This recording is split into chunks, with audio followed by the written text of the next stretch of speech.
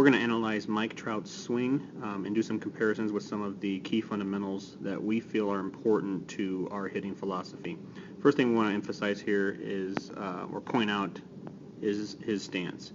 Notice we have a pretty even stance. Hands are in a good position here, ready to generate some power, and pretty much, if you'll notice, what we have a lot of problem with some of our younger players, if you'll notice his feet. Feet are a huge important part. Notice which direction his toes are pointed. They're not opened up, they're not too much inside, they're just pretty much straight on. And a pretty good stance right here, especially for young baseball players. Then we're going to take you through his load. If you'll notice, Mike Trout gets a big load. Watch that front foot come off the ground. The important thing to remember or to consider is when that thing comes up, yeah, I don't expect high school players to get this big of a load. What I'm looking at as an important component here are two things. I'm looking at hand location. If you notice, the hands go back, and then we have a power V, our power V here. Hands don't come away from the body, they don't come out, they just come back, and he still maintains that power V right there. And you'll notice when that front foot comes down, that power V is still going to be intact. Now we'll take you through his stride. Big stride by Mike Trout, hands still back, still in that power V. You can still notice that. Now watch when that foot comes down. This is something that I've seen in the cage happen quite a bit, is that when we get our front foot down, we tend to open up. Now, I want you to look at the direction his toes are pointing. All right, they're a little bit towards the first baseman, but definitely not towards the pitcher, and especially not towards the third baseman.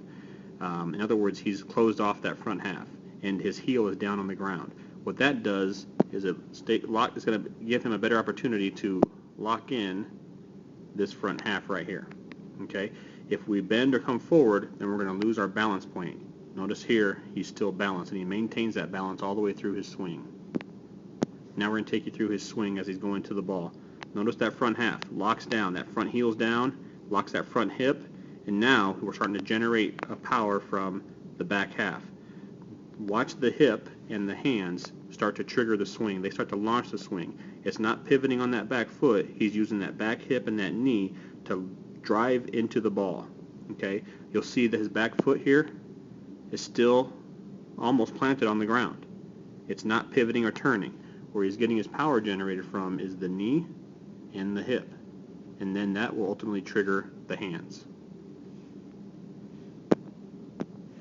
As Trout goes to the ball, that front half stays balanced.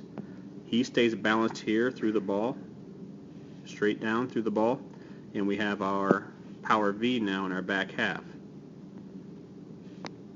Good front half locked down.